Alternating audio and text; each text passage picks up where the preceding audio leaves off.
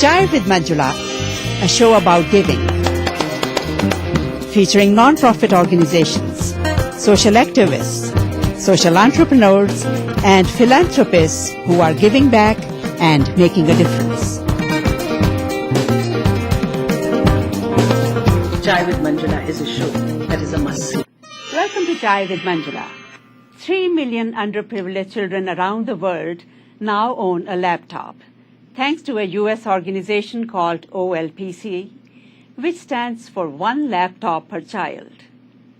As the name indicates, the organization is set out to empower each school-age child in the developing world with a laptop. My guest is Satish Jha, who will tell us all about this initiative. He is the founder, president, and CEO of OLPC India, and he has been working at the intersection of technology and social development for the past decade. Satish, it's great to have you here. Great to be here. Well, it's really exciting, a laptop specially designed for children. So tell us about it. What is different about it? What makes it so special, so child-friendly? Well, it's designed for children to begin with. Every other laptop was designed for you and me, for offices, for workplaces, for productivity. It was for the Industrial Revolution. It was for market. This is designed for children. Those children who have no possibility of having any education, those who have no electricity. They have no school buildings. They have school buildings, 4 grades sit in one room, where the teachers do not know enough. Books are not available, no desks. Effectively, no electricity and a lot of infrastructural challenges like dust, moisture. They may have to read under the sun. How do you create a machine, a computer, which could be used in a village in a way the child becomes curious to learn? Because what is missing in education everywhere is how do you make children curious? How do you make it fun? So we sat down, in fact, Professor Negroponte of Media Lab, MIT, he envisioned long time back learning from his gurus like Seymour Papert and Jean Piaget.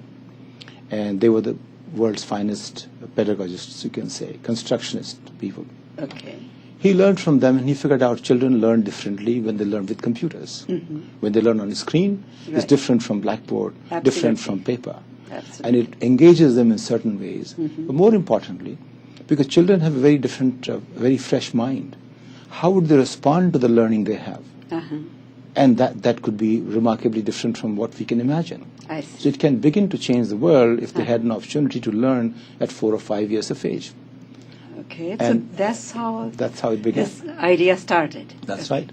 And then we had to make something which actually took no power, zero watt power. So it works on solar power? It's a battery which is, a processor takes only 1 watt of power, 2 watts of power. So it's so low that you can actually crank that much power with hand. Normally, processors take a lot of computing power. And don't forget, it wasn't 5 years ago. Today, now, technology has reached a point where an iPhone 5 actually can work with 1 watt of power or less, finally. iPhone is the only instrument that takes as much power as OLPC laptop. Every other laptop takes 15 to 20 times more. So if you take iPhone, iPhone consumes only $4 of power in 5 years' time. But a normal laptop consumes $200 of power in 5 years' time. So idea was to make OLPC free because it saves so much in power as its price. So you addressed that issue of power. Upfront.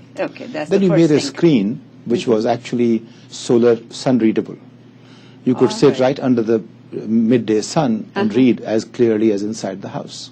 So you don't need electricity at home to read Exactly. it also. Partly that, and partly if you don't have a school building, you can actually read under the sun. You can sit outside, you don't need a building. That's one. And then the screen was powerful enough in the sense had enough light, so it went to the house. It was like a lantern because villages have no electricity. So it became a lantern inside the house. It has enough light for that. Then we made it shockproof because if children ran with it, it'll become shockproof. Then we made it... So it's unbreakable?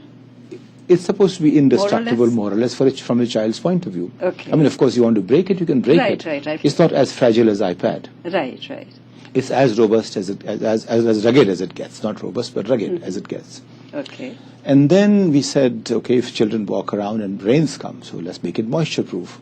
And there are a lot of dust in the villages. Let's make it dust-proof because machines don't work in villages partly because of, they were designed only for air-conditioned spaces. Okay. So this was designed for, outside, for open spaces. Okay. So it's a laptop, which actually is a laptop and a tablet. It's also a tablet. All right. Its a screen is good for e-book, or Amazon Kindle has the same screen, except OLPC laptop is a color screen. Okay. Amazon Kindle only has a monocolor. This is a multicolor screen. All right. So the point is, it's designed to be everything a child would need. Right. So you address the electricity problem. Yeah. It is dust-proof. It is waterproof. What about connectivity? And we then created something more interesting. We said, Professor Negroponte's team came up with a mesh networking, which means if one OLPC laptop was available at one place up to 300 feet, another laptop did not need an external broadband. You can connect without internet. Really? You can talk to each other without internet, and you can create a lily pond-like effect. Okay. But this is meant for the whole school, the whole classroom. So we designed from the very beginning so that it could connect every child and teacher. Now, do the children own it? They take it home, they keep it, or the school owns it? That's the basic principle, that children should own it. Okay. Because when children own it, they treat it differently. They learn differently from it. Right. So that's what we recommend. But sometimes people have a tough time understanding how can children own a laptop. Right. But once they begin to own it, that's when nobody should tell them what they should do with it. Okay. Because every time you tell someone don't do something, you are coming in the way the person or child learns. Okay. And with child experiments. So come to think of it, it's a very comprehensive concept of how to change the way we grow up as an individual in society, even when we have zero resources. Okay. In terms of functions, is there something this laptop cannot do that your laptop or my laptop can? Actually, it can do more than your and my laptop does. Okay. Every feature I have told you is not available in any normal laptop. Right. Okay. And then it's the only laptop where they have, for instance, we've designed a telescope, which is 50 times more powerful than Galileo's telescope, which only comes for less than $10. Wow. Similarly, a microscope, which actually is as powerful as any scientist normally uses in labs, etc., which again less than $10. So it's designed to be cost effective. And Professor Negroponte, he is the person who envisioned it all and made it possible. There were other people as well, like Yves Beher. He's the amazing designer of a technology for the masses. I see. And someone who designed the screen. So these are amazing, what you call firsts in evolution of computing. Okay. In fact, OLPC is the first netbook in the world. It created netbook revolution. Okay, now you said it's cost effective. Give us an idea of how much it costs in different countries. What's the range? You know, what I did was, because people don't quite see the perspective, I tried figuring it out. If I created the same capabilities that OLPC offers, by not using OLPC but using the conventional computers. And my cost was more than $2,000 of creating the same capacity that OLPC offers, and that will be very badly designed. OLPC comes together very well designed. It costs 10% of that. So effective cost of production is about $200, $205, $10. That's cost of production. Okay. And then you have some shipping and other challenges, etc. In India, it comes to about $300 because of taxes are high. Oh. Now, it's not the duty, it's not the customs duty, it's countervailing duty. I see. Which means that India protects its manufacturers vis-a-vis the international market by levying a CVD, countervailing duty, of something close to 20%. I think it's 17.2 plus so many other duties. So that adds to the whole thing. Okay, but in other countries, how much is it? About 210, 250. Okay. Now, I know there are 3 million children who are using this laptop in approximately how many countries? About 50 countries. Best example is Uruguay, where every child has a laptop. Doesn't matter, rich, poor, gifted, otherwise challenged, urban, rural, every single child has OLPC laptop. Wow, that's because the president decided wonderful. to do so, and they achieved that in less than 20 months. So how do you distribute it? What's your channel for distribution? Do you work with schools or governments or the villages? How do you go about it? We believe in the scale. We believe every child should have it. So ideally, it's a school education belongs to governments. Governments offer it free of cost. Okay. In the US, it's up to 12th grade. India is up to 9th grade. We expect governments to decide on giving their children education with this laptop, I see. and they should create a program for that. Okay, yeah. It is the cheapest thing you can have if you see the impact of it. I'll give you an example of what it does to children. A child who normally would not write a complete sentence imagined by him or her in 8th grade, that's about age of 13, 14, with the help of this laptop, which I have seen personally, at the age of 6, 7, they can begin to program instead. And they write in multiple languages, correct sentences, they can imagine sentences. So that's the kind of impact it has. What age group children are using it? We recommend 4 or 5 years of age. You start with that and it changes their world. Okay. So besides reading, writing and all, how else are they benefiting from it? It's about everything. It's about learning. It grows with the child. For instance, it has a Wikipedia already stored on the laptop. Okay. It has functions of science, mathematics, games, which are puzzles, which are programming languages. In fact, everything we imagine about music, for instance, nature, looking at cosmos. If you can imagine something, it's already there. All right. And how quickly do they learn to use it? I have tested out. I mean, once I put a video camera on a 4-year-old girl whose mother has passed away about a couple of months back, and father brought her, and they used to, here you're looking at somebody whose income was less than $100 a month. This girl came, we were in a conference, so someone decided to put a video camera and let the girl have this OLPC. She went on playing with it until the power ran out. And then she picked up a piece of paper and picked up a pencil, began doodling on that. That's the kind of impact it has on children. Okay, so overall impact, what do you have any data at this point of what difference has it made in those children's lives and their learning process, and how has it transformed them after they started using it? I would say very simply this.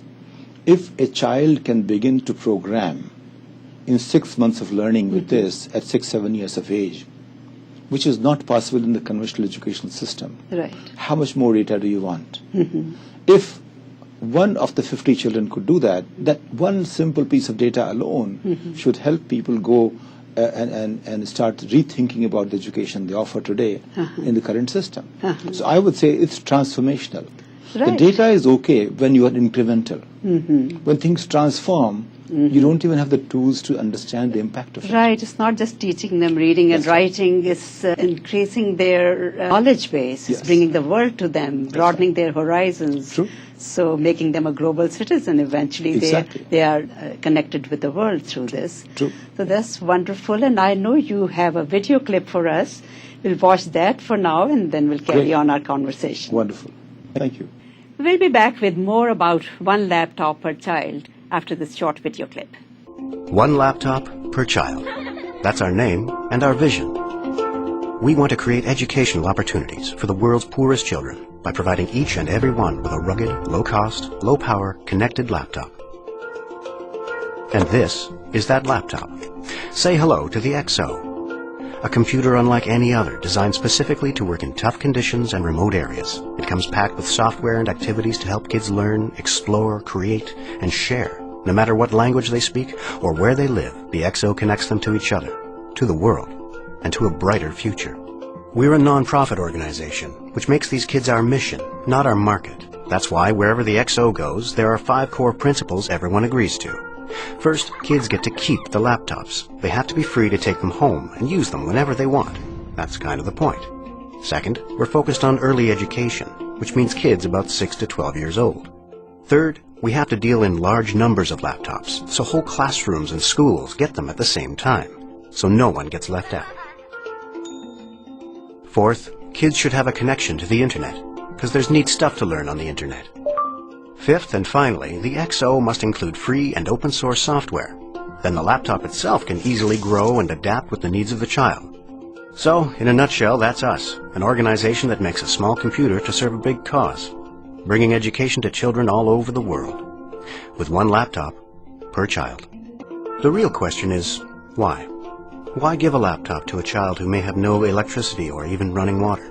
That's a very good question, but if you substitute the word laptop with education, the answer becomes clear.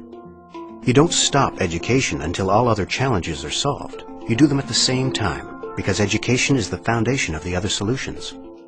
That's why we designed the XO to work in the places that need it the most. Rugged, because these are kids after all, and kids tend to be, well, kids.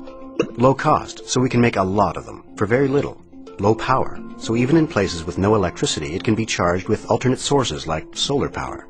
Connected, so kids can access the internet, share files with each other, and collaborate on projects.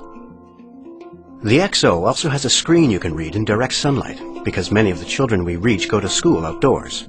The XO comes with a built-in webcam for pictures and video clips and a ton of education-focused software.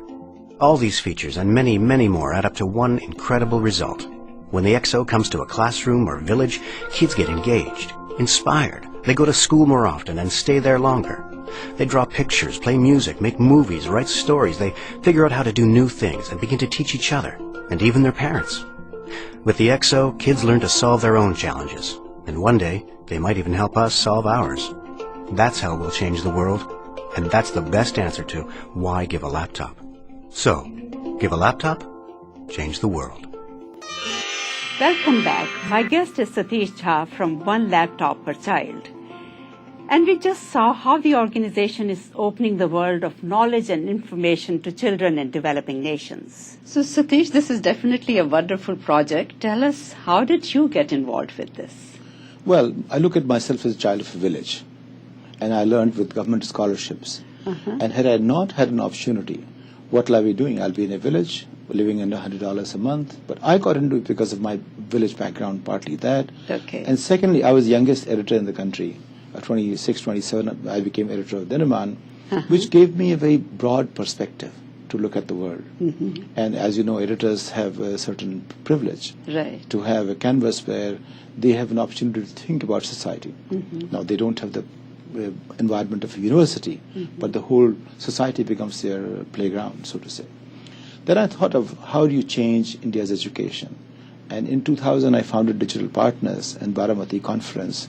Professor Negroponte came there, and that was the beginning of it all. Okay. So when he founded this, once I asked him what's happening in India, he just sent me a mail in 5 minutes, saying it's waiting for you to take charge. Okay. And that's how I got involved. But here, I came as a volunteer. I've used my resources. I don't take salary from them. I see. I have worked with my resources. I have worked with my pension fund. I sold a house. And I'm trying to do something because I believe in it. What is the status right now in India? Have you been able to provide some of these laptops there, or are you in the process of working with them? I must say that every society has its leaders. In India, Kerala Education Minister Baby was amazing. Yeah. He gave an order for 150,000 children to be on OLPC in less than 25 hours of proposal. Kerala is always ahead. Always ahead. It's a very progressive exactly. state. Based on that, Manipur government in 5 days of proposal, they requested 70,000 laptops. The challenge we had was the central government. Central government had to give 80% of all the funds. They were not able to step up because they were busy trying to create something which was going to be over 10% of OLPC. India has its own laptop for children, I've heard, is called Akash. So tell us, what is its impact? How does it compare to what you are offering? You know, Akash is an aspiration from my point of view. And I'm all for aspirations like that. But OLPC set the bar at the level of creating technologies. What Akash is doing is, it says that I will produce a tablet in a certain amount of money. Okay. But in a certain amount of money, you can get a certain amount of features. But OLPC is a 360 degrees. It's a complete solution. It's a school in a box. It's a nano of education. Okay.